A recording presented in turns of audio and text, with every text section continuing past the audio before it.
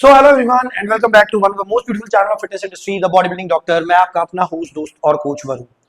तो जैसे कि आप देख सकते हो वीडियो पे ऑलरेडी काफी सारा कंटेंट है और काफी कुछ लिखा हुआ है, क्योंकि ये वीडियो मैंने कल पहले बना ली थी but due to some reason ये वीडियो गलत बन गई, मतलब फेस नहीं आ रहा था वीडियो के अंदर, सो वीडियो दोबारा बना रहा हूँ। सो ये जो हमारा कंटेंट है आपने बहुत बारी सुना होगा, मेरे मुंह से भी, बहुत सारे कोचेस के मुंह से भी ये बात सुनी होगी कि क्या चीज बेटर है, ओरल्स या फिर इंजेक्टेबल्स। यही हमारा आज का टॉपिक है, orals versus injectables, which steroids are safer and smarter. Video पे जाने से पहले हमारी टीम का नंबर नोट कर लेना, 9878301160। किसी तरह का भी स्टफ, कोई पेप्टाइड, कोई एनाबॉलिक आपको चाहिए, आप इस नंबर पे बात कर सकते हैं। इस पे सिर्फ व्हाट्सएप मैसेज होगा, इस पे कॉलिंग नहीं होगी। मिस्टर नमन होंगे उस साइड पे, आप बात कर सकते हैं। आपको कोई भी क्वेरी, आपको हमारे कोर्स में एनरोल करना है, कोर्स के बारे में जानना चाहते हैं तो हमारी वेबसाइट www.thebodybuildingdoctor.in पे जा सकते हैं। वहां पे जाके आपको कोर्स की सारी डिटेल्स, हमारे ब्लॉग्स, जो हमारे पर्सनलाइज्ड ब्लॉग्स हैं वहां पे लिखे हुए हैं, आप उनको पढ़ सकते हैं और अपनी नॉलेज को एनहांस कर सकते हैं अगर आपने पेड कोर्स नहीं लेना है। बाकी यूट्यूब का ये चैनल है, इंस्टाग्राम के पेजेस हैं, उस पर आप जितनी ज्यादा नॉलेज हो सकती है हम प्रोवाइड कर रहे हैं, जो फ्री ऑफ कॉस्ट दी जा रही है, आप उनको वहां से ले सकते हैं, गेन कर सकते हैं। बाकी जैसी आपकी इच्छा हो। तो वीडियो पे जाने से पहले वीडियो को लाइक कर दो, चैनल को सब्सक्राइब कर दो और ज्यादा से ज्यादा शेयर कर दो, ताकि हर इंसान तक ये वीडियो पहुंच सके और लोगों को पता लग सके कि क्या सेफ है, ओरल्स या फिर इंजेक्टेबल्स।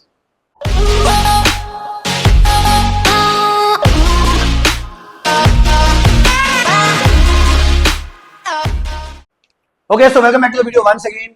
तो इस वीडियो को हमने 5 पार्ट्स में डिवाइड किया है। हमारी कोशिश रहेगी, जैसे मैंने पहले कल करने की कोशिश करी थी, कवर सारी वैसे ही करें। सो सबसे पहली चीज हमने इसमें कवर करी है bio availability and half life. अगर आप देखो यहाँ पे, तो मैंने एक डायग्राम बनाया है जिसके अंदर मैंने बताया है कि percentage of bioavailability in blood compare to the time, कि जब हम ओरल्स ले रहे हैं या इंजेक्टेबल्स ले रहे हैं तो उनका ब्लड में जाके क्या समय रहता है कि वो प्रॉपरली वर्क कर सके, या प्रॉपरली वर्क करते हैं कितने समय तक, वो सारा कुछ मैंने इसमें बनाया है। जैसे एग्जांपल के तौर पे ये जो ब्लैक लाइन आपको दिख रही है, दीज आर इंट्रावेनस इंजेक्शंस, वो वाले इंजेक्शंस जो वेन में लगते हैं, ठीक है। तो इनकी जो ड्यूरेशन है, बायो अवेलेबिलिटी है, वो सबसे ज्यादा है और ये जितनी देर तक बॉडी में, जितने लंबे समय तक बॉडी में रह सकते हैं, रहते हैं, अपना काम करते हैं and then they go out.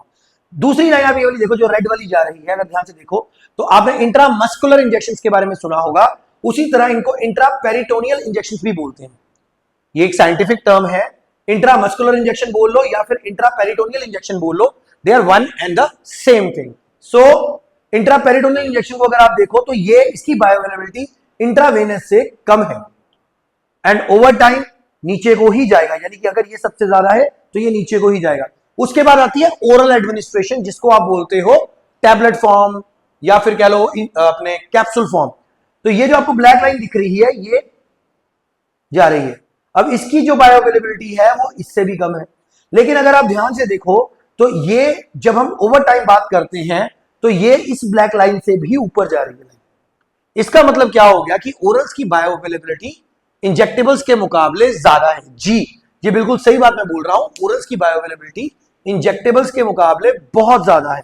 तो फिर ऐसा क्यों बोला जाता है कि ओरल्स को मत लो और इंजेक्टेबल्स को लो, उसके बारे में भी बात करेंगे। और क्यों बायो अवेलेबिलिटी मैं ये बोल रहा हूं इसकी ज्यादा है। ये डायग्राम अगर आप यहां पर देखो तो ये ब्लड है, इसके अंदर इंट्रावेनस डायरेक्टली चला जाएगा। के ए मींस अब्जॉर्प्शन रेट, के ई मींस एग्जीक्यूशन रेट, ठीक है। और ये टारगेट है जहां पे ब्लड के थ्रू ये चीजें आगे जाएंगी, मतलब जो भी इंजेक्शन है ऑब्वियसली वो ब्लड स्ट्रीम के अंदर ही एंटर करता है और ब्लड स्ट्रीम के अंदर एंटर करके वो आगे और डिफरेंट टारगेट ऑर्गन्स पे भेजते हैं, बॉडी उसको भेजती है। तो ओरल्स लाइक अनावा, डीगोल्ड, एनाड्रोल, हेलोटेस्टिन और व्हाटएवर ओरल्स जो भी हमें मार्केट में अवेलेबल है, they are design to survive your digestive tract. हमारी बॉडी, हम जो भी कुछ खाते हैं वो डाइजेस्टिव, मतलब हमारे डाइजेस्टिव ट्रैक्ट से होता हुआ स्टमक के अंदर जाता है, जिसके अंदर बहुत सारे हमारे एसिड्स होते हैं जो हमारी खाई गई चीज को पचाने में, डाइजेस्ट करने में हेल्प करते हैं। लेकिन जो ओरल्स हैं वो इस तरह से बनाए जाते हैं कि वो सर्वाइव करें आपके डाइजेस्टिव ट्रैक्ट को और डायरेक्टली एंटर कर लें आपकी ब्लड स्ट्रीम को। इसको बनाया, ये ऐसे इसलिए हो सकता है क्योंकि इनको जो बनाया जाता है वो एक प्रोसेस के थ्रू बनाया जाता है, 17th एटम को इनके मॉडिफाई करके, जिसको बोलते हैं 17th अल्फा एल्काइलेशन। इस कंसेप्ट को बोला जाता है 17 अल्फा एल्काइलेशन। इसी चैनल के ऊपर बहुत सारी मेरी वीडियोस हैं जो मैंने अलग अलग ओरल्स के ऊपर डाली हुई हैं, उसके अंदर मैंने कॉन्स्टेंटली बताया हुआ है कि 17 अल्फा एल्केलेशन क्या होता है और कैसे 17 अल्फा एल्केलेशन के थ्रू आपको पता लगता है कि आपकी बॉडी के अंदर बार बार बार बार बार बार चीजें घूम रही हैं जो आपने ली हैं, ठीक है। This modification makes them resistance to liver breakdown. हमें पता है हम कुछ भी खाते हैं, सबलिंगुअली कोई भी चीज लेते हैं तो लिवर उसका ब्रेकडाउन करता है through the process of thermogenesis या बाकी चीजों के थ्रू भी, ठीक है। लेकिन जब ये 17 अल्फा एल्काइलेटेड हो जाते हैं तो ये रेजिस्ट करते हैं लिवर के ब्रेकडाउन को, अलोइंग हाई बायोअवेलेबिलिटी। अब हमने यहां पे देखा था ना कि इसकी बायोअवेलेबिलिटी तो इससे भी ज्यादा होगी ओवर टाइम, तो क्योंकि लिवर इसको ब्रेक डाउन नहीं कर पाता इसी वजह से इसकी बायोअवेलेबिलिटी जो हाई है। लेकिन जितनी इसकी बायोअवेलेबिलिटी हाई है उतनी बार ये लिवर में से घूम रहा है बार बार बार बार बार बार, सो ये लिवर टॉक्सिक भी उतना ही ज्यादा हो रहा है, ठीक है। सो ओवर टाइम इसकी जो लिवर की टॉक्सिसिटी है वो इसको बढ़ा देता है। That is why they act fast, they have shorter half life 6 to 10 hours, often require multiple daily dosages and put pressure on your liver enzymes। जब हम कभी कोई भी एनाबॉलिक स्टेरॉइड्स को ओरली लेते हैं, ठीक है, चाहे स्टेना है कुछ भी है, ठीक है, सबसे पहले तो वो फटाफट काम करते हैं। जैसे अगर आप देखो, हम जब कभी हेलोटेस्टिन अगर आपने कभी यूज की हो या करवाई हो किसी को, उसके रिजल्ट्स हमें फटाफट दिखते हैं, ठीक है। वो ज्यादा फास्ट एक्ट करते हैं, उनकी हाफ लाइफ छोटी है, किसी की 4 घंटे की है, डायनाबॉल जैसी टैबलेट की, स्टेना की 4 घंटे की है, ठीक है, तो वो आपको 4-4 घंटे के गैप पे दोबारा लेनी पड़ती। स्टेना की एक टैबलेट आती है, इसका नाम है न्यूरोबोल, मेडिकल स्टोर से इजीली अवेलेबल है, 2 mg की होती है, इसका हाफ लाइफ 4 घंटे की है, 4-4 घंटे के बाद आपको इसको लेना होता है। Often require multiple daily dosing, obvious सी बात है, जब बार बार लेना है तो ज्यादा डोजेज ही आप ले रहे हो। And they put pressure on your liver enzymes, जो कि ALT और AST होते हैं, जिसको आप SGOT और SGPT के नाम से भी जानते हो। तो जब कभी आप ओरल्स ले रहे हो और आप अपना टेस्ट करवाओगे तो आपको ये देखने को मिलेगा कि ओरल्स की वजह से आपके लिवर के एंजाइम्स जो है दे आर रेज्ड, उनकी जो डोजेजेस है दे आर रेज्ड, ठीक है। So injectables on the other hand, they don't need this modification and they bypass its metabolism, first pass metabolism, which means देखो जो इंजेक्टेबल्स हैं वो इस प्रोसेस से ही बाहर हो जाते हैं।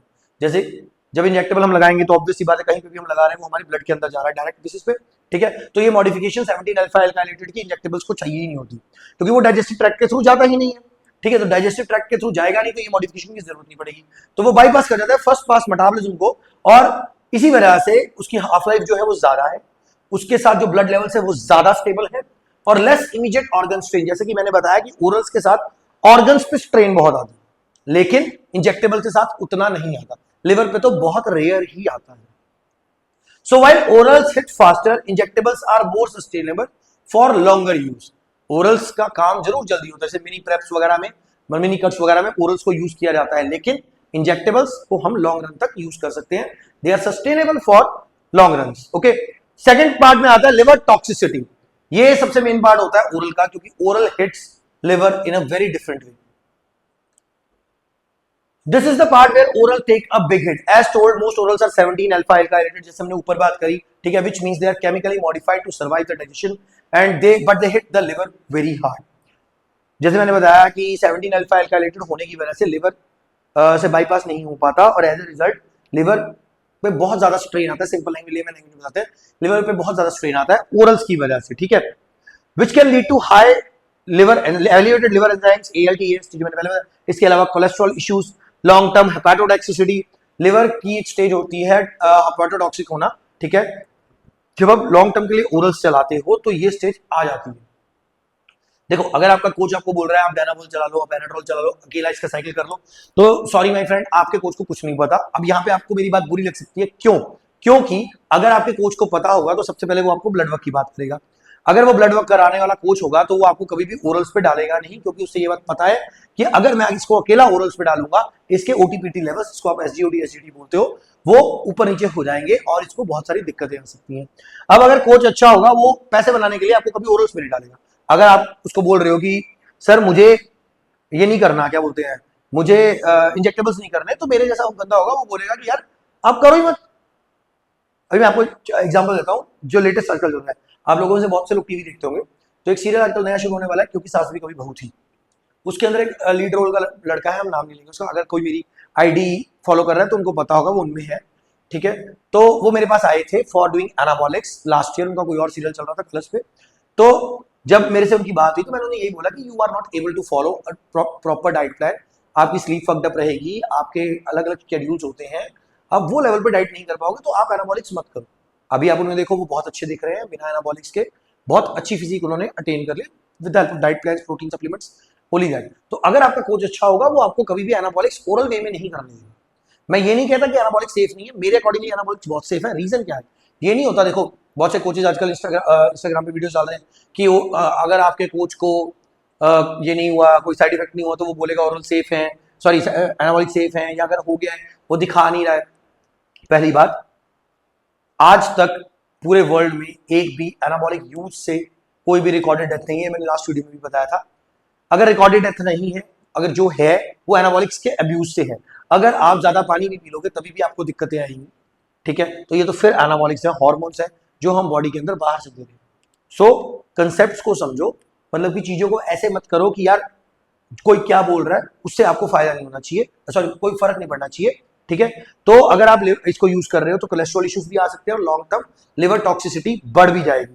सो इसका ये मतलब है, अगर क्वेश्चन यहाँ से उठता है कि क्या सारे इंजेक्टेबल्स लिवर सेफ है, हाँ मोस्टली सारे जितने भी इंजेक्टेबल्स हैं वो लिवर सेफ हैं, वो लिवर टॉक्सिक नहीं है, क्योंकि वो डायरेक्टली ब्लड स्ट्रीम के अंदर एंटर कर जाते हैं और इस वजह से वो लिवर से सेफ है। लेकिन उनको भी अगर आप अब्यूज करोगे तो अभी भी आपका लिवर जो है वो टॉक्सिसिटी पे आएगा। जैसे अगर आप ट्रेंड को यूज कर रहे हैं या हाई डोज ऑफ टेस्ट को यूज कर रहे हैं, लेकिन हमारा लाइफस्टाइल जो है वो इतना अच्छा नहीं है, we are having a poor lifestyle, ठीक है, हम अपनी डाइट को फॉलो नहीं कर रहे हैं, हमारी स्लीप फक्ड अप है, ठीक है। अभी मैं इसका एग्जांपल देता हूँ बड़ा अच्छा। लास्ट वीक मंडे की बात है, संडे की बात है, I was not able to sleep properly, just I had my sleep for 2.5 hours, I was doing some work, काफी काम चल रहा था, तो 2.5 घंटे में सोया, उसके बाद एज यूजुअल अपनी रूटीन पे उठे, जिम चले गए। Till the time I reach the gym मैं बिल्कुल ठीक था, बहुत ओके था। उसके बाद मेरी पहली मील होती है जिसके अंदर 15 gram of Vitargo carbs and 1 scoop of whey protein isolate होता है। उसको लेने के बाद मुझे फील होने लगा कि मुझे नींद आ रही है, नींद आ रही है, तो कार्ब्स का इंटेक था तो हो जाता है, ठीक है। उसके बाद मैंने अपना इंजेक्टेबल एल-कार्निटीन लिया, प्री वर्कआउट एंड जो मतलब मेरा कंसेप्ट चलता है आरजीबी प्री वर्कआउट, वो लेके and after 15 to 20 minutes I started getting warm up. आधे घंटे के वार्म अप के बाद मैंने अपना वर्कआउट शुरू किया, मोस्ट प्रोबेबली तब तक जिम खाली हो जाता। तो when I took my t-shirt off, I was at that time I was in 89 point something, तो ऑब्वियसली बात है मैं कटिंग कर रहा हूँ। तो जब मैंने शीशे में देखा यही बॉडी, यही चीज मैंने जब सैटरडे देखी और मैंने थर्सडे को उससे पहले अपना चेक इन लिया, I was looking very great. मैं हर वीक अपना चेक इन लेता हूँ, हर एक को लेना चाहिए अगर आप एनाबॉलिक्स पे हो तो I was looking very great. तो यहाँ पे कंसेप्ट मैं ये बताना चाहता हूँ कि जब मेरी नींद नहीं पूरी और मंडे मैंने टी शर्ट उतार के I was working out for my delts, तो मुझे ऐसा लग रहा था कि बॉडी पूरी फ्लैट। मैंने देखा कि मेरी डाइट बिल्कुल ठीक थी, सब कुछ ठीक था, लेकिन मेरी स्लीप फक्ड अप थी। तो बात कहने का मतलब यहाँ पे ये है कि अगर आपकी लाइफस्टाइल में एक भी चीज की गलती आ रही है तो आपको रिजल्ट्स नहीं आएंगे, जो आप चीज देखना चाहते हो वो आपको कभी भी नहीं दिखेगी, क्योंकि हर चीज, चाहे वो आपकी स्लीप है, चाहे वो पुअर लाइफस्टाइल है, चाहे वो फूड चॉइसेस गलत है, वो कहीं ना कहीं डायरेक्टली या इनडायरेक्टली पे आपके लिवर पे स्ट्रेस जरूर डालेंगे, ठीक है। So poor lifestyle can still stress the liver indirectly via inflammation, oestrogen conversion, lifestyle induce toxicity. एक चीज, जब आप बहुत समय तक एनाबॉलिक्स यूज करते हो ना, चाहे ओरल्स कर रहे हो चाहे इंजेक्टेबल कर रहे हो, तो अगर आप अपने मार्कर्स चेक कराओ तो डॉक्टर्स आपको किसी टाइम पे बोल देते हैं कि इन्फ्लेमेशन है। उसको और सिंपल लैंग्वेज में आपको समझाने के लिए बोल दिया जाता है ब्लड के अंदर इन्फेक्शन है, ठीक है। अब वो इन्फेक्शन को आप कैसे डिटेक्ट करोगे? मेरे पास एक क्लाइंट है, ही इज फ्रॉम हैदराबाद, और वो हमारे पास जब आए थे, he came for microdosing, he still my client, is a very good person, और शायद वो वीडियो देखेंगे, पता नहीं। तो वो जब मेरे पास आए थे, हमने उनको माइक्रोडोजिंग पे स्विच किया, वो ऑलरेडी मैक्रोडोजिंग पे थे। तो कुछ समय के लिए कभी कभी क्लाइंट क्या करता है ना, अपनी मर्जी कर लेता है, उन्होंने अपनी मर्जी करी एंड लाइक 3 मंथ्स का पैकेज था, 3 मंथ्स का पैकेज पूरा हो गया एंड उसके बाद उन्होंने अपनी मर्जी करी कि चलो मुझे सॉल्ट्स पता है, I will just use it, he is also very good coach, but anabolics is something different ना। तो उनको क्या हुआ, उनको जब वो मेस्ट्रोन इंजेक्ट कर रहे थे, पहले उन्होंने एक ब्रांड का मेस्ट्रोन इंजेक्ट किया, एनहांस्ड एथलीट का। तो जब उन्होंने इंजेक्ट किया तो उनको बुखार आने लग गया, जबकि पहले भी वो यही करते थे, ठीक है। तो बुखार आने लग गया, उन्होंने बंद कर दिया। उन्होंने मेरे से बात की, मैं कहा आपको नहीं सूट कर रहा होगा, आप ब्रांड बदल लो। उन्होंने ब्रांड चेंज किया, स्टिल द सेम। हम जब बंद करते थे लाइक आज हमने इंजेक्ट नहीं किया तो आज हमें कोई साइड इफेक्ट नहीं है, आज हमें बुखार नहीं आ रहा है। जब हमने कल इंजेक्ट किया हमें फिर बुखार आ रहा है, डोज कम करी फिर बुखार आ रहा है, उसको बंद कर रहे हैं कोई और सॉल्ट चला रहे हैं फिर बुखार आ रहा है। मतलब body started responding to the anabolics as foreign substance. अगर आपने साइंस पढ़ी है 9th 10th में तो उसके अंदर हमें व्हाइट ब्लड सेल्स के बारे में पढ़ाया जाता है कि जब हमारा फीवर हमें क्यों होता है कि हमारी बॉडी के अंदर कोई फॉरेन सब्सटेंस एंटर करता है तो व्हाइट ब्लड सेल्स बोलते हैं कि ये हमारा प्रोडक्ट नहीं है, ये बॉडी का प्रोडक्ट नहीं है, ये बाहर से कोई चीज अंदर आई है। ठीक है, तो उसके लिए हमें पैरासीटामोल देते हैं। हमारी जो फीवर है वो क्या है, वो रिजल्ट है जब हमारे व्हाइट ब्लड सेल उस इन्फेक्शन से लड़ते हैं तो हमारी बॉडी का टेम्परेचर रेज होता है। ठीक है, that is called your fever. ठीक है, तो वहां पे क्या हो रहा था, बॉडी स्टेरॉइड्स को फॉरेन सब्सटेंस में लेना शुरू कर रही थी, तो जितनी बारी भी वो लगा रहे थे वो उसको निकाल रहे। फिर हमने एक टेस्ट करवाया जिसको बोलते हैं सीआरपी, सी रिएक्टिव प्रोटीन। ये कब करवाया जाता है और ये मैं यहां क्यों बता रहा हूं, ये तब कराया जाता है जब एक बहुत लंबे समय तक आप एनाबॉलिक्स पे हो, 1 साल 2 साल से, या 1 साल हो गया या होने वाला है, तब सी रिएक्टिव प्रोटीन का टेस्ट जरूर करो। क्योंकि बॉडी जो बाहर से दिख रही होती है वो जरूरी नहीं होता। जैसे फॉर एग्जांपल अगर मुझे बुखार चढ़ता है या मुझे कभी फीवर होता है तो मैं इतना बॉदर नहीं करता हूँ, रीजन भी क्योंकि मेरी जो शेड्यूल है वो ऐसा है कि दिन में जाना है, बुखार कई बार हमें ऐसा भी लगता है कि यार बुखार चढ़ रहा है लेकिन होता नहीं है, तो मैं पैरासीटामोल या डोलो लेके I start to do my work again. ठीक है, तो वो एक कंसेप्ट अलग हो जाता है। लेकिन अगर मैं बहुत समय से एनाबॉलिक्स पे होऊंगा और या लिवर जो हमारे ओरल्स पे होऊंगा खास करके, तो मैं ये वाला टेस्ट जरूर करूंगा। हालांकि मैंने ओरल ओली साइकिल कभी जिंदगी में ना किया है ना कभी किसी को करवाया है। मेरे पास बहुत सारे मैसेजेस आते हैं, सर आप मुझे बता दो, ये बता दो, वो बता दो, ओरल्स में बता दो। मैं कभी नहीं रिप्लाई भी नहीं करता ऐसे साइकिल्स को, क्योंकि मेरे अकॉर्डिंग, अब मैं यहाँ पे मेरे अकॉर्डिंग जो कह रहा हूँ क्योंकि चैनल भी मेरा है, ज्ञान भी मेरा है और गलत मैं बता नहीं रहा हूँ, मुझे पता है। ठीक है, तो मेरे अकॉर्डिंग ओरल्स का ओनली कोई साइकिल नहीं होता। जो इंसान ओरल साइकिल कर रहा है वो क्यों कर रहा है उसको भी हम पाएंगे अभी, लेकिन मेरे अकॉर्डिंग वो पागल है, उसको नॉलेज नहीं है, उसको बताने वाला कोच उससे भी बड़ा पागल है। क्योंकि अगर आपके कोच को पता होगा कि ओरल से क्या नुकसान हो सकते हैं, सिर्फ वो पैसे कमाने के लिए आपको ओरल साइकिल दे रहा है। मैंने कई बार देखा है डायनामोल 300-350 रुपए से शुरू हो जाती है मेडिकल, मतलब जो मार्केट में आती है, लोगों को दे दी जाती है कि आप ये डायनामोल की डब्बी खा लो 100 टैबलेट्स की, आपका मसल बन जाएगा। डायनामोल इज प्योरली वाटर। मैं ये नहीं कहता कि वो गलत है, अगर आपके कोच को पता है वो कब चलानी है, कैसे चलानी है, एनाड्रोल डायनामोल वो सब चलती है, हम भी चलाते हैं, हमें भी पता है कि वो कब चलनी है। लेकिन अगर आप किसी नए बच्चे को सिर्फ डायनामोल दे रहे हो ये देखते हुए कि यार तूने तो वेट ही गेन करना है, तू तो मसल गेन करना है, तो डायनामोल खा तो ठीक हो जाएगा, कि तू कम वेट है तेरा। भाई आज वो 45 पे है, आपकी डायनामोल की 1-2 डब्बियां खा के वो 60-65 पे पहुंच भी गया, तो क्या कर लेगा? साइड इफेक्ट्स में सबसे पहले उसको एक्ने हो जाएगा, वाटर रिटेंशन हो जाएगी, उसको बीपी इश्यूज आएंगे, वो थोड़ा सा चलेगा भी, थोड़ा 4-10 कदम मैं जितना घूम रहा हूं इतनी देर में उसकी सांस फूल जाएगी, लोअर बैक उसकी स्टिफ हो जाएगी। सिर्फ वो दिखने में ह्यूज लगेगा लेकिन वाटर होगा। ठीक है, कुछ भी हो सकता है, पफी निप्पल्स आ सकती हैं, और ये जो लिवर वगैरह की जो चांस प्रॉब्लम्स आ रही है वो तो आनी ही आनी है क्योंकि ओरल। सो कंसेप्ट ये है कि ओरल ओनली साइकिल नहीं होता। तो यहां तक सेकंड पॉइंट तक आपको ये तो समझ में आ गया होगा कि ओरल्स दिक्कत देते हैं। तो इसका एक फाइनल वर्डिक्ट बता देते हैं, injections wins when it comes to liver health but if they are done right. Injections ही बेस्ट हैं अगर आप लिवर हेल्थ की बात करते हो। एक बात और बताता हूं, जो लोग एनाबॉलिक्स पे हैं और किसी अच्छे कोच के अंडर हैं वो जल्दी उनको लिवर के लिए यूटिलियम नहीं देते या कुछ भी नहीं देते, क्योंकि उन्हें भी पता है कि नहीं इफेक्ट करेगा। ठीक है, तो पहले टेस्ट के बाद जब हम 3 महीने के बाद पहला टेस्ट करवाते हैं या बेस लाइन टेस्ट भी जब होते हैं उसके अंदर हम रिपोर्ट्स देख लेते हैं। अगर मेरे किसी क्लाइंट को लग रहा है ना कि ये सब कुछ ठीक है तो हमें जरूरत ही नहीं पड़ती। भाई एसजीओटी, एसजीपीटी, एएलटी, एएसटी जिसको आप लोग बोलते हो, ये तो अगर आप वर्कआउट करने के बाद सेम डे, जैसे आपने सुबह वर्कआउट किया 8-9 बजे और सेम डे आप 10-11 बजे जाके सैंपल देके आ रहे हो, तभी भी आपका ओटीपीटी बढ़ा हुआ ही आएगा। इससे पहले मैंने जो वीडियो बनाई थी ना हार्मोन्स के ऊपर, उसको एक बार देखना, उसके अंदर आपको समझ आ जाएगा एएलटी, एएसटी के ऊपर हमें कब एक्शन लेना चाहिए। ठीक है, सो पार्ट 3 में water retention and side effects. Many orals like Dbol and Anadrol cause significant water retention and mineral imbalance specially when the diet is poor. ये मैंने पहले भी बताया है, एक्चुअली ना कल मैं वीडियो बना चुका हूं तो काफी चीजें मेरी मिक्सअप हो रही है क्योंकि मुझे पता मैंने सारा क्या लिखा है। परसों मैंने लिखा था, कल मैंने वीडियो बनाई थी तो कुछ याद ही हो गया मोस्टली चीजें। तो water retention and side effects के बारे में बात करें, डायनाबोल, एनाड्रोल जैसी जो टैबलेट्स हैं हमें मार्केट में मिलती हैं, ये हमें ज्यादातर वाटर रिटेंशन और मिनरल इंबैलेंस करती हैं क्योंकि हमारी इसके साथ डाइट पुअर होती है। डाइट पुअर क्यों होती है? क्योंकि बोला जाता है जो मर्जी खाओ, क्योंकि जो कोच आपको दे ही डायनाबोल रहा है वो कोच ही नहीं है, उसे पता ही नहीं है। वो आपको ये बोलेगा ना यार तूने वेट गेन करना, जो मर्जी खा ले। अगर आपका कोच अच्छा होगा, जो आपको अच्छा डाइट प्लान दे रहा है, वो आपको डायनाबोल अलोन नहीं रेफर करेगा। वो ये कर सकता है कि तू टेस्टा 900 चला ले, साथ में डायनाबोल को as a pre workout use कर, 2 टैबलेट्स को। वहां पे वो उतनी देर आपको मॉनिटर करेगा कि अच्छा पफीनेस तो नहीं आने लगी, फेस तो नहीं हैवी हो रहा है, क्योंकि मसल राउंडनेस तो आती है डायनाबोल से, ठीक है। तो अगर उसको लगेगा यहाँ पे कि हाँ यार यहाँ पे पफीनेस आ रही है, तो वो आपको वहीं पे रोक देगा कि इसको बंद कर दो। वो है कोच। ये नहीं है कि आपको डायनाबोल दे दी खा ले, एनाडोल दे दी खा ले। वो तो वाटर रिटेंशन कर रहा है, वो उसको भी पता है, वो आपको भी दिख रहा है, वो सामने देखने वाले को भी दिख रहा है।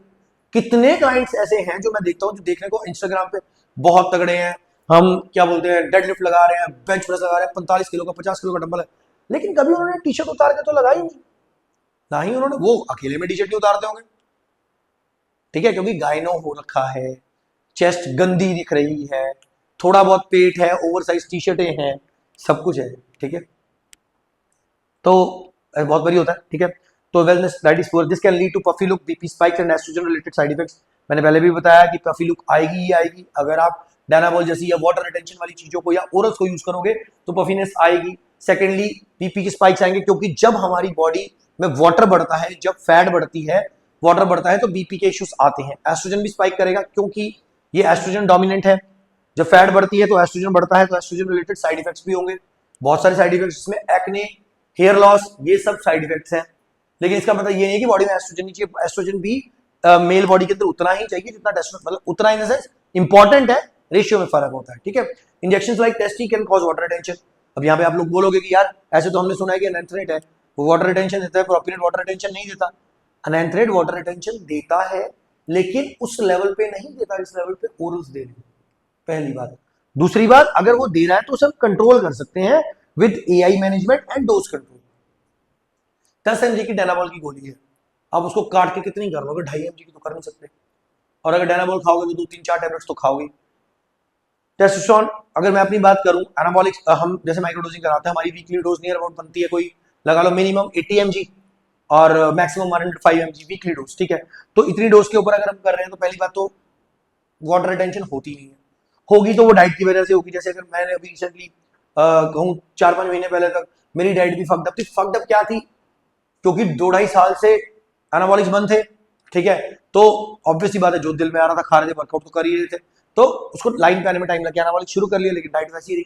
तो मेरे को भी ये फील होता था कि यार पफीनेस है या ब्लोटिंग है, क्योंकि ब्लोटिंग भी एक चीज आ जाती है जब हम इसकी बात करते हैं, एनाबॉलिक्स की ब्लोटिंग भी जरूर आती है, ठीक है।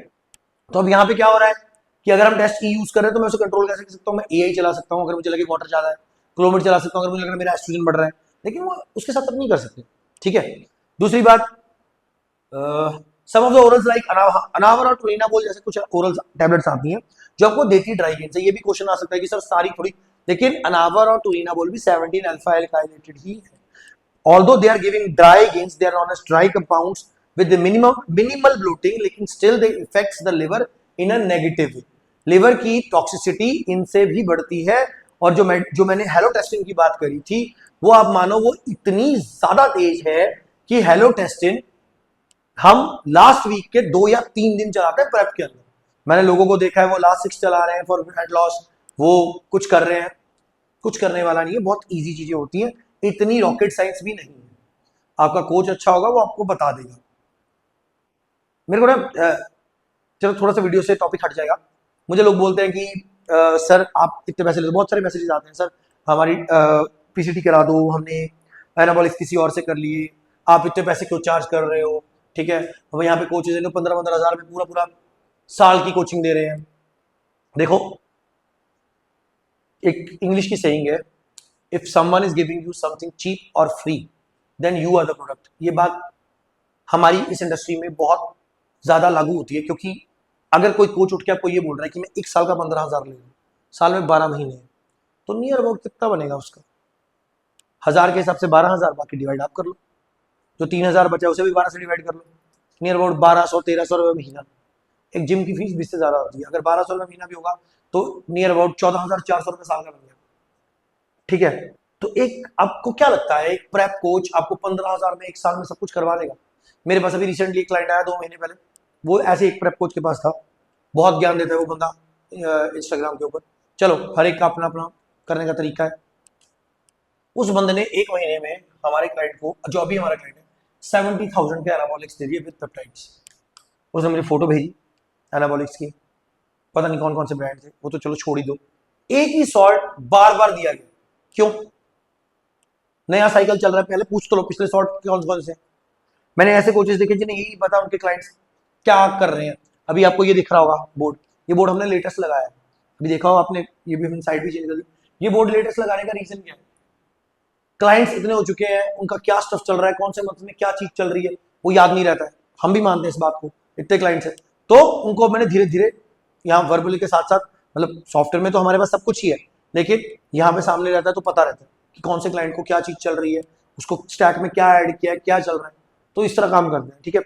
तो ऐसे कोचेस से थोड़ा सा दूर रहो, क्योंकि ये कोच आपको कभी ब्लड वर्क कराने को बोलेंगे नहीं। ये लोग आपको सिर्फ सामान देने में लगे हुए हैं कि सामान ले लो, सामान ले लो। भाई आपका कोच है या ड्रग डीलर है या पीईडी सप्लायर है, कौन है? Choose your coach wisely. So let's come to the next point, part number 4, ease of use, fear and stigma. ज्यादातर हमारे जो नए नए बच्चे हैं वो क्यों ओरल्स को यूज करते हैं, क्यों ओरल्स की तरफ जाना चाहते हैं? पहला reason ease of use, fear of needles. लोग सुई से डरते, लोग सुई से डरते। इसका भी मैं आपको ना एक तोड़ बताता हूं, अभी बताता हूं, कल नहीं बताया था मैंने, ठीक है। देखो बिगिनर्स ज्यादातर ओरल्स को इसलिए करते हैं क्योंकि इजी टू टेक, उनको लगता है कि यार घर में कहीं पकड़े गए तो टैबलेट का तो हम कुछ भी बोल देंगे, मल्टीविटामिन है, फिश ऑयल है, कुछ भी है, ठीक है। लेकिन अगर इंजेक्शन पकड़ा गया तो बहुत पिटेंगे, ठीक है। Easy to take, no needles, feels less hardcore. लेकिन अब यहाँ पे नीडल्स की बात ही करते हैं। पहले हम तो चलो माइक्रोडोजिंग करते, तो हमारी जो नीडल यूज होती है that is 40 IU insulin syringe, sorry, ठीक है। जो नॉर्मल लोग यूज करते हैं ना 3 ml 5 ml वाली, उनका भी मैं आपको एक बताता हूँ। आप 3 ml या 5 ml की सिरिंज यूज कर रहे हो ना, अब उसके आगे 26 नंबर की नीडल लगा दो, जो आपने भरना है उसे भर लो नॉर्मल से, 26 नंबर की नीडल आप लगा लो। वो नीडल वो होती है जो बच्चों को इंजेक्शन लगाने में काम आती है। एक और चीज आपका मिथ में डिबंक कर देता हूं, किसी भी बुक में ये नहीं लिखा है, जितनी भी एनाबॉलिक्स की बुक आज तक आई है, किसी भी कोच ने ये बात नहीं बोली है कि you have to inject that particular salt into your deep muscle tissue. आपकी ब्लड के अंदर जाना चाहिए, क्योंकि अगर आप अब यहां पे आप लोग बोलोगे ऐसा नहीं होता, मेरे कोच ने बोल रखा है, तो मेरा आपके उस कोच भाई साहब से एक छोटा सा क्वेश्चन है, अगर हम, ये जरूरी है कि हमारा जो इंजेक्शन है वो डीप मसल में जाके लगे, तो HGH हमारा हम पेट में या सबक्यूटेनियस फैट में क्यों लगाते हैं? दूसरी बात, सबक्यूटेनियस फैट में भी लगाने के बाद जो हमारा HGH है या पेप्टाइड है वो जा तो ब्लड स्ट्रीम में रहेगा, at the end your salt has to go into the fucking bloodstream. Skin के नीचे क्या है, जब चोट लगती क्या निकलता है, तो उसी के अंदर तो जाना है ना भाई। तो क्या जरूरत है 27 नंबर 28 नंबर की नीडल लेके कभी यहां लगा रहे हो, कभी ग्लूट्स पे लगा रहे हो, कभी कुछ कर रहे हो? There is no reason to do all this stuff. मैं 2021 से खुद भी और मेरे सारे क्लाइंट्स को जो साइकिल करवा रहा हूँ माइक्रोडोजिंग में, वो हम 40 IU की सिरिंज से करते हैं। हम 100 IU की सिरिंज यूज करते हैं, कुछ सॉल्ट्स हैं जो 100 IU की सिरिंज से ही लगते हैं, ठीक है। डाइल्यूजन पे डिपेंड करता है, कंसंट्रेशन पे डिपेंड करता है, लेकिन 40 IU वाली नीडल ही हम यूज करते हैं। हमने 3 ml 5 ml की नीडल 2021 के बाद कभी यूज नहीं करी। जून 2020 नहीं, आई थिंक मार्च 2021, जून में तो पीसीडी हो गई थी ना, मार्च 2021 के बाद हमने कभी यूज नहीं करी, ठीक है। एक आगे जाने से पहले एक फ्रेंडली एडवाइस दे रहा हूं, अगर आप ऑफ सीजन में हैं, अगर आप बॉडी को पुश करना चाहते हैं फर्दर, कोई बड़े कंपटीशन के लिए आप गैप ले रहे हो, तो ओरल्स को अवॉइड करो। Please try to use no orals while you are on your off season. Off season में ओरल्स को मत यूज करो। बहुत से कोचेस देखते हैं टेस्ट ई के साथ एनाडोल फर्स्ट साइकिल में, तो जरूरत ही नहीं है। आप फर्स्ट साइकिल में आप टेस्ट ही अकेला भी चला लोगे तभी भी आपको रिजल्ट आ जाएंगे, ठीक है। सो ये आपको पता लग गया कि क्यों ऐसा करते हैं, but this mindset can be dangerous because it leads to over using of orals, keeping supplement support and ignoring blood work. ये भी एक बात होती है, जब आपका कोच आपको ये बात बोल रहा है ना कि आप ओरल्स चला लो, तो उसको वैसे भी कुछ नहीं पता, वो आपको ब्लड वर्क करने की सलाह ही नहीं देगा। और क्या करना है करके यार, तुम तो टैबलेट खा रहा है, तेरा ब्लड वर्क को क्या होगा? जबकि your blood work also get fucked up when you are using orals, ठीक है। तो आपको सीबीसी बार बार करवाना पड़ेगा अगर आप ओरल्स भी कर रहे हो। CBC means complete blood checkup, ठीक है। उसके बाद आता है part 5, cycle design, short versus long term. Orals are great for kick starting a cycle, bridging between the cycles, mini cuts और फोटोशूट। बिल्कुल सही बात है। ओरल्स जो हैं उनको हम यूज करते हैं, कोई साइकिल हमने स्टार्ट करना है तब, अगर हमने 2 साइकिल एक साइकिल कर रहे हैं उसको खत्म करके दूसरा कर रहे हैं, उसके बीच में कुछ गैप देना चाहते हैं, तब हम कर सकते हैं ब्रिजिंग करने के लिए 2 साइकिल की। या फिर हमारे पास कोई मिनी फोटोशूट हमने करवाना है, मिनी कट कर रहे हैं 4-6 हफ्ते का, जैसे हमारे पास कोई क्लाइंट आता है कि सर मैंने फोटोशूट करवाना है कि मेरा कोई पोर्टफोलियो है या कुछ है, तब हम चीजों को यूज करते हैं, ठीक है इनको। लेकिन they are not ideal for long term muscle building, safe recomping और ऑफ सीजन ग्रोथ। मैंने पहले भी बताया कि लॉन्ग टर्म के लिए आप ओरल्स को नहीं चला सकते। Injection allows stable hormone levels, long term planning and easier blood work plus better recovery post cycle. ये चीज सबसे मेन है। जो आपके इंजेक्टेबल्स हैं वो पोस्ट साइकिल थेरेपी में भी आपका फायदा करते हैं। क्यों? क्योंकि हम हमेशा बोलते हैं जो इंजेक्शन हैं हमारे, वो शॉर्ट एस्टर जो होता है उसके बाद ही हम पीसीटी करते हैं। यानी कि जब हम साइकिल खत्म करते हैं तो हम शॉर्ट एस्टर्स की तरफ जाते हैं ताकि हम पीसीटी इजीली कर सकें, ठीक है। तो ये चीज रहती है हमारी। और आई थिंक हाँ, एक चीज जो और मैं आपको बताना चाहता हूं, जितने भी आप एनाबॉलिक्स यूज कर रहे हो, चाहे आप एक चीज उससे पहले बोल देते हैं कि अगर आप चाहते हो ना कि स्पेशल वीडियो के ऊपर कोई किसी टॉपिक पे वीडियो बने, तो वो आप कमेंट सेक्शन के अंदर जरूर बता दो, तो उस पर वीडियो बन जाएगी। खैर मैं ये बता रहा था कि अगर आप ऑफ सीजन में हो या ऑन सीजन हो, आपको ये लग रहा है कि आपके एनाबॉलिक्स चाहे वो इंजेक्टेबल है चाहे वो ओरल है, वो आपको बहुत अच्छे रिजल्ट दे देंगे और उस वजह से आप डाइट नहीं कर रहे हो, तो आपका कुछ नहीं बनने वाला। Because the only thing that will matter is food, ठीक है। और फूड ही मेन चीज है, डाइट ही मेन चीज है आपकी, जो आपको करनी पड़ेगी, जिसके बिना कुछ नहीं हो सकता। दूसरी चीज, इंजेक्टेबल्स के बारे में बात कर रहे थे अभी हम। इंजेक्टेबल्स के बारे में एक लास्ट चीज बताऊंगा फिर बंद कर देंगे, ठीक है। बहुत सारे इंजेक्टेबल्स जो पेप्टाइड्स में आते हैं वो आप इंजेक्टेबल्स में ही ले सकते हो, वो ओरल्स में आपको नहीं मिलेंगे। जैसे ग्लूटाथियोन हो गया, बीपीसी हो गया, नैड हो गया, कार्निटीन हो गया आपका, और भी बहुत सारे हैं। कहने का मतलब ये पेप्टाइड्स ऐसे पेप्टाइड्स हैं जो आपको इंजेक्टेबल फॉर्म में ही मिलेंगे और इनके रिजल्ट भी इंजेक्टेबल फॉर्म में है। तो अगर आप इनको यूज करते हो तो रिजल्ट आपको बहुत अच्छे आते हैं। मोस्ट प्रोबेबली अब हमारे एथलीट्स तो सभी कुछ यूज कर रहे हैं क्योंकि उन्हें पता है कि we do safe bodybuilding rather than only bodybuilding, ठीक है। तो आई होप आपको ये वीडियो समझ में आ गया होगा। इसके अलावा आप क्या वीडियो चाहते हो कमेंट सेक्शन के अंदर जरूर मैसेज करना, वीडियो नेक्स्ट टाइम जरूर बनाएंगे। Till the time, thanks for watching the video, thank you.